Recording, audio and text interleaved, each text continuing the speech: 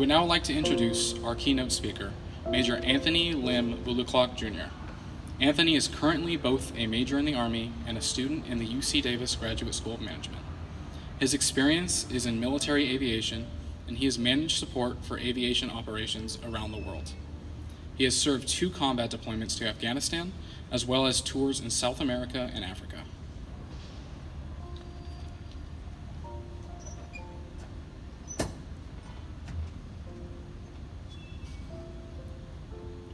Ladies and gentlemen, my fellow Aggie friends and family, welcome visitors and distinguished guests. I would like to first and foremost thank each and every one of you for giving me this great opportunity to share my thoughts and perspective on what Memorial Day means to me.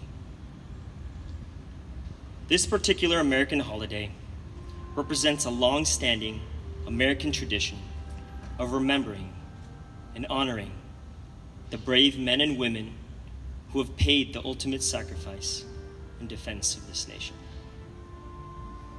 Throughout the hustle and bustle of our daily lives and our increasingly busy schedules, it can be easy to forget that the freedom we enjoy today is consistently defended by the brave men and women who choose to serve in the armed forces. I hope you would agree with me when I claim that freedom is never, ever free. It is paid for by the sacrifices of this small, elite community of uniformed men and women. Within this group, however, there is an even smaller group of a selected few. The ones who never made it back. The ones who paid the ultimate sacrifice.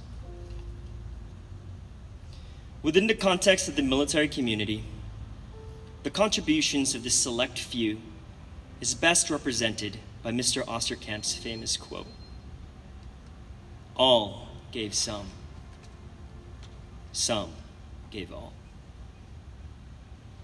Today, Memorial Day gives us a very important opportunity to recognize and appreciate the sacrifices of this select few.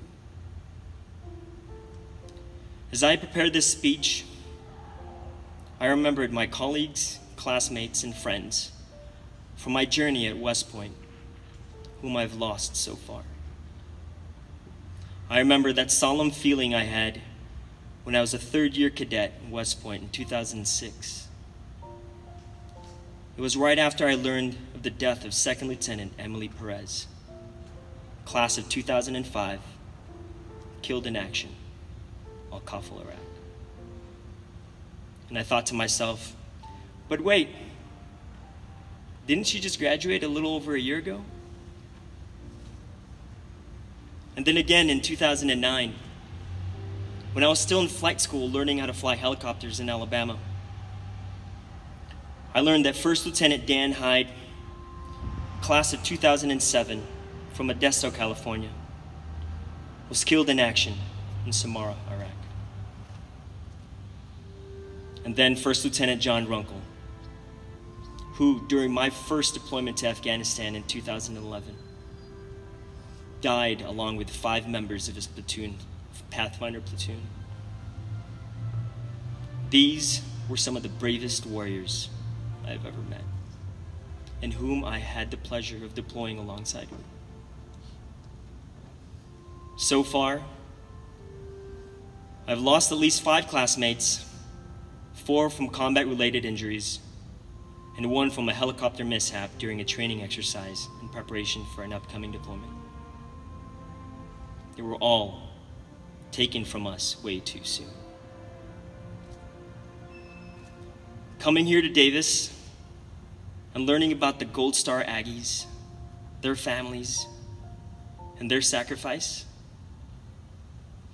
is a humbling feeling that also makes me proud. As for myself, I've had my fair share of close calls that I wish I could forget. Nevertheless, I feel both lucky and extremely humbled to have the privilege of coming back to my family after those trying times. More importantly, however, I thought a lot about the constructive things I could do to continue moving forward. More specifically, I thought about the powerful opportunity that Memorial Day gives us all. And I would like to offer 4 words that I hope will serve as a useful guideline for our actions. The first is respect. Military service, especially in this great country, is a noble profession. For those who serve, and especially for those who gave it all, they deserve our utmost respect. The second is reflect. For at least today, at best every day, but more realistically, every now and then, I encourage you to reflect on what freedom means to you, how you have and will continue to benefit from it, and how you think it is truly earned and preserved.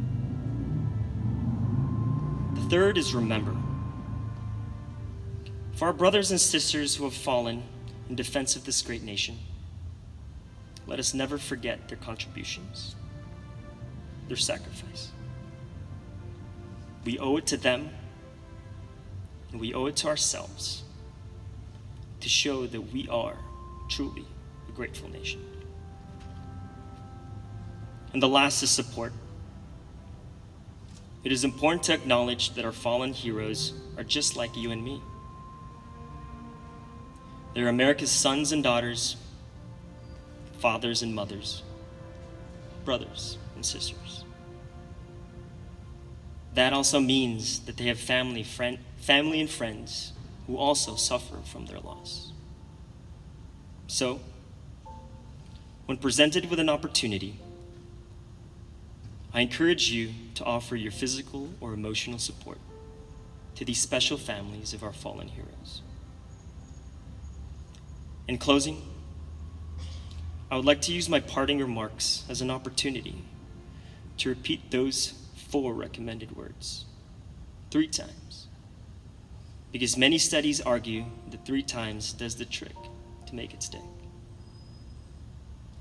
Respect, reflect, remember, and support. Respect, reflect, remember, and support. Respect, reflect, remember, and support. Thank you.